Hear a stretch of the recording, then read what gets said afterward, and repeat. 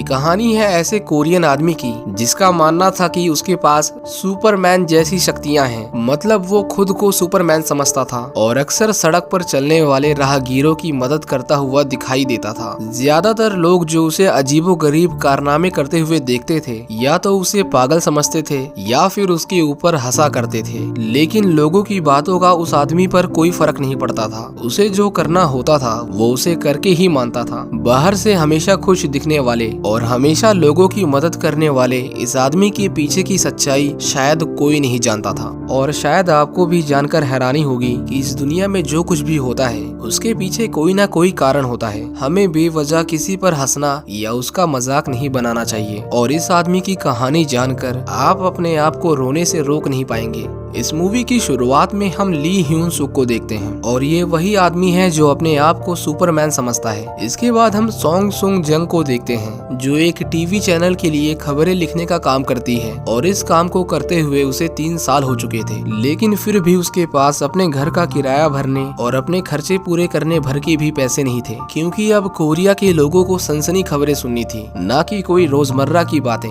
सू जंग के कलीग्स उसे ली ह्यून सुक के बारे में बताते हैं कि किस तरह ये आदमी बिना किसी मकसद के लोगों की मदद करता है। उनका मानना था कि अगर इसके बारे में खबर छपेगी तो वो लोग शायद फेमस हो जाएं, लेकिन सू जंग को उसमें कोई इंटरेस्ट नहीं था, क्योंकि उसे पता था कि इस तरह की कहानियां मार्केट में नहीं चलती। वो अक्सर डिप्रेस रहा करती थी और उस दिन भी वो गुस्से से अपने ऑफिस के बाहर जाती है। वो एक जू में एक शेर को रिकॉर्ड करने जा रही थी जिसने कई दिनों से कुछ भी नहीं खाया था, इस उम्मीद में कि लोग उसकी रिपोर्ट को देखेंगे, लेकिन उसकी किस्मत उसका साथ कहां देने वाली थी। वो शेर उनके मेन कैमरामैन को ही काट लेता है। सू जंग बेचारी परेशान होकर मेट्रो स्टेशन पर बैठी थी और जैसे ही उसकी आंख लगती है एक चोर उसके कैमरा को चोरी कर लेता है। वो उसका पीछा करती है क्योंकि वो कैमरा कंपनी का था जिसके पैसे भरते भरते उसका दिवाला निकल जाता। उस चोर के पीछे भागते भागते वो एक ट्रक से टकराने से बाल बाल बचती है और हैरानी की बात ये थी कि उसे ह्यून सुक ने ही बचाया था। वो दोनों उस चोर का पीछा करते हैं। ह्यून सुक उसे पकड़ लेता है,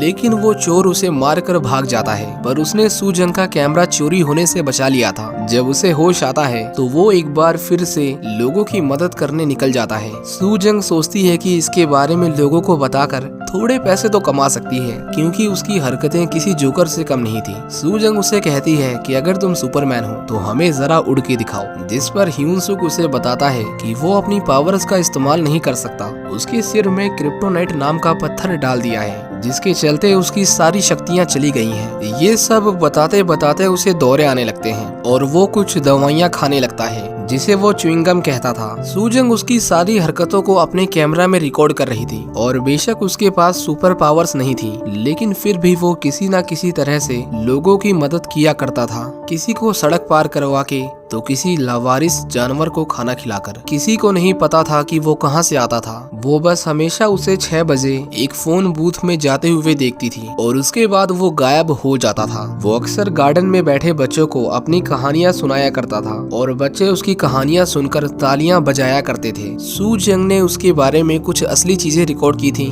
तो कुछ किराए के एक्टर्स को पैसे देकर उनसे नकली चोरियां करवाई ताकि वो ह्यून सुक को उन्हें पकड़ते हुए रिकॉर्ड कर सके। आखिर उसे पता था कि उसकी इंडस्ट्री में क्या बिकता है। उसने बहुत सारी रिकॉर्डिंग कर ली थी। वो और उसके दोस्त ऑफिस में बैठकर ह्यून सुक के ऊपर हंस रहे थे। उस रात वो खूब पार्टी करते हैं क्योंकि उन्हें उम्मीद थी कि ये न्यूज बहुत ज्यादा चलने वाली है। अगली सुबह जब उसकी नींद खुलती है तो वो अपने घर में ह्यून सुक को देखती है। उसे समझ नहीं आता कि वो यहाँ तक पहुँचा कैसे। वो कहता है कि मैं तुम्हें देखने आया था क्योंकि दुश्मनों ने उसके लोगों पर हमला किया है। अब आप सोच रहे होंगे कि कोई इस तरह की बेतुकी बात पर आखिर क्यों भरोसा करेगा, और शायद कोई करता भी नहीं था। ह्यून सुक को एक बार फिर से दौरे पड़ने लगते हैं और इस बार तो उसके च्युइंगम भी खत्म हो गए थे, जिसकी वजह से वो बेहोश हो जाता है। सू जंग उसे हॉस्पिटल लेकर जाती है और डॉक्टर्स उसके सिर का एक्सरे निकालते हैं। हैरानी की बात ये थी कि उसके सिर में सच में कोई चीज फंसी हुई थी। डॉक्टर उसे कहता है कि ये ब्रेन ट्यूमर नहीं है, हमें सिर का ऑपरेशन करके जानना होगा कि आखिर ये चीज है क्या। पर तभी ह्यून सुक को होश आ जाता है।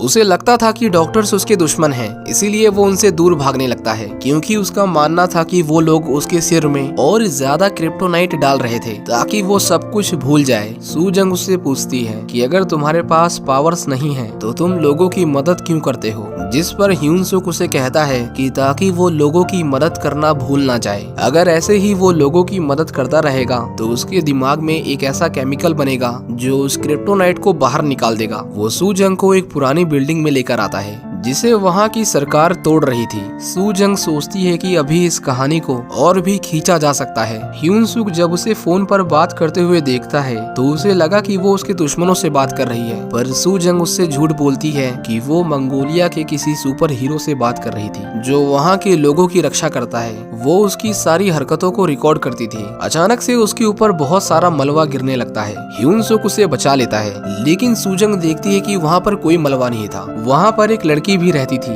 जो हमेशा उसके साथ खेला करती थी। एक दिन ह्यून सुक छत से कूदने वाला था इस उम्मीद में कि वो एक बार फिर से उड़ सकेगा, पर सू जंग उसे समझाती है कि एक बार उसके सिर से क्रिप्टोनाइट निकल जाए फिर तुम उड़ने की कोशिश करना। अब आप सोच रहे होंगे कि इस कहानी में जो कुछ भी हो रहा है वो शायद नकली है, क्योंकि कोई पागल ही होगा जो खुद को सुपरमैन समझेगा। लेकिन क्या पता यही सच हो। एक दिन ह्यून सुक अपने घर में सोया हुआ था। वो अपने घर के बाहर एक बड़े से मॉन्स्टर को देखता है। अब वो चीज उसके लिए तो मॉन्स्टर थी, लेकिन आम लोगों के लिए बस एक मशीन। पुलिस उसे अरेस्ट कर लेती है क्योंकि उसने काफी लोगों को चोट पहुंचाया था। सू जंग का बॉस उसे कहता है कि अगर उसे जेल में डाल दिया गया तो वो लोग उसकी कहानी को अपने टीवी चैनल पर नहीं दिखा पाएंगे। इसीलिए सू जंग एक बार फिर से उसके घर जाती है और वहाँ पर उसे एक साइकेट्रिक हॉस्पिटल यानी पागलों की अस्पताल की कुछ पुरानी दवाइयाँ मिलती हैं। वो जब हॉस्पिटल में जाकर ह्यून सुक के बारे में पूछती है तो डॉक्टर उसे कुछ भी बताने से मना कर देता है, क्योंकि उसे पता था कि वो जिस भी दुनिया में जी रहा है वहीं पर वो खुश रह सकता है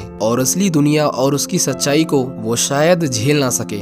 इसके बाद वो ह्यून सुक को अपने साथ जंगल में लेकर आती है और उसे एक रस्सी से बांधकर उससे पूछती है कि तुम्हारा नाम क्या है, तुम्हारा असली नाम।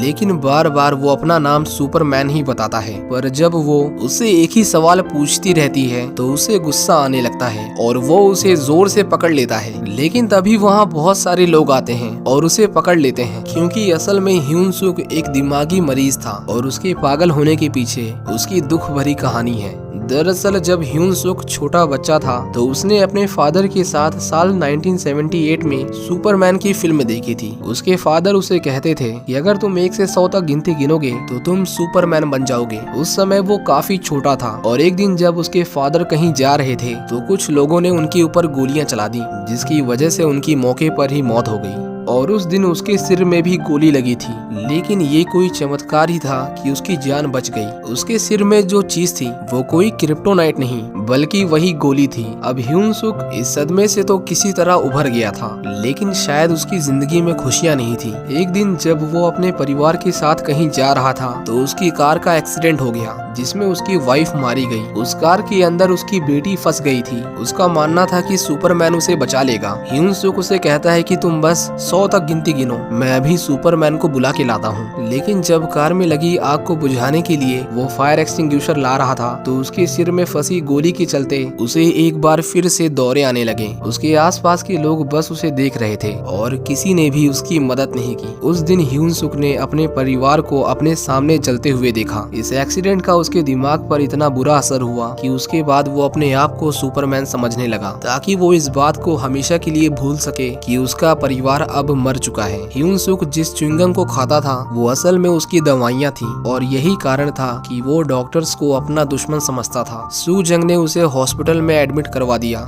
जिसके बाद उसे ऐसी दवाइयाँ दी जाने लगी जिसकी वजह से वो खुद को सुपरमैन समझना बंद कर दे। पर उसकी वजह से उसने सब कुछ महसूस करना बंद कर दिया। उसे तो ये भी याद नहीं था कि सू जंग कौन है। शायद उसके लिए यही ठीक था कि उसका पूरा इलाज हो और वो बाकी इंसानों की तरह एक आम जिंदगी जिए। सू जंग उस रिकॉर्डिंग को देखती है जिसमें वो दोनों साथ थे। उसे देखकर वो रोने लगती है। दूसरी तरफ हम देखते हैं कि जहाँ पर ह्यून सुक रहा करता था उस जगह पर 2 कारों का आपस में एक्सीडेंट हो गया था। शुरुआत में सब कुछ ठीक था, लेकिन उनमें से एक आदमी वहाँ पर जलती हुई सिगरेट फेंक देता है, जिसकी वजह से वहाँ पर जोर का धमाका होता है। ये धमाका इतना बड़ा था कि सू जंग उसे अपने ऑफिस से देख पा रही थी। दूसरी ओर हॉस्पिटल वालों ने भी फिर से ह्यून सुक को सड़क पर छोड़ दिया था। वो दोनों ही उस धमाके वाली जगह पर आते हैं और देखते हैं कि आग उस धमाके वाली जगह से फैलकर एक घर में पहुंच गई थी, जहां पर वही बच्ची फंसी हुई थी जो ह्यून सुक को सुपरमैन मानती थी। ह्यून सुक वहां पर लोगों को मरते हुए देखता है, लेकिन उन दवाओं के चलते उसे कुछ भी महसूस नहीं होता।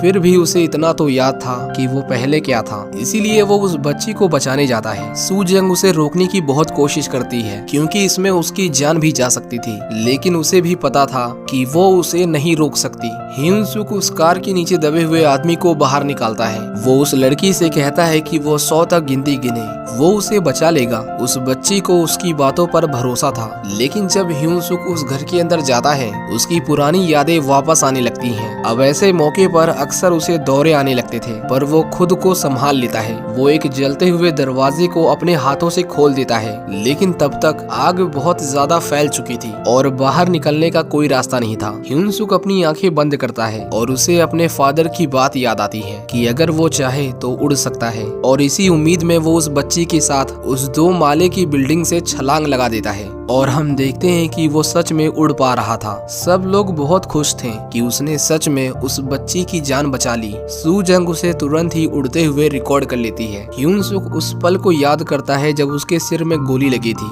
लेकिन इस बार वो पीछे जाकर उस गोली को उसके सिर में लगने से रोक लेता है। हम देखते हैं कि वो क्रिप्टोनाइट उसके सिर से निकल जाता है और इस तरह सब कुछ एक बार फिर से ठीक हो गया था। लेकिन काश हम ऐसा कह पाते, क्योंकि ये सब बस ह्यून सुक के दिमाग की एक और कहानी थी। असल में वो उस लड़की के साथ छत से कूदा तो था, लेकिन वो अपने सिर के बल जमीन से टकरा गया, जिसकी वजह से उस लड़की की तो जान बच गई, लेकिन ह्यून सुक इस हादसे में मारा गया। सू जंग उसके पर्स में उस हेयरपिन को देखती है जो उसने उसके सिर पर लगाई थी। ह्यून सुक ने उसे संभाल के रखा था और उसी में उसे एक ऑर्गन डोनर का कार्ड मिलता है, यानी ह्यून सुक मरने के बाद अपने सभी अंगों को किसी जरूरतमंद को दान करने वाला था। ये सब जानकर सू जंग अपने आंसुओं को रोक नहीं पाती और हॉस्पिटल में जोर जोर से रोने लगती है। ली ह्यून सुक की ये कहानी एक सच्ची कहानी है। 31 मार्च 1979 में सुपरमैन पहली बार साउथ कोरिया में रिलीज हुई थी और 27 मई 1980 में किसी ने ह्यून सुक पर उसके घर के बाहर गोली चलाई थी। डॉक्टर्स ने कहा था कि वो बच नहीं पाएगा, लेकिन कुछ महीनों के बाद उसे होश आया और अगले 27 सालों तक वो एपिलेप्सी बीमारी से सफर करता रहा और अपने आखिरी कुछ समय में उसने सुपरमैन की जिंदगी जी। इसी के साथ ये मूवी यहीं खत्म हो जाती है। उम्मीद करता हूँ कि आपको ह्यून सुक की ये कहानी पसंद आई होगी। Thank you for watching.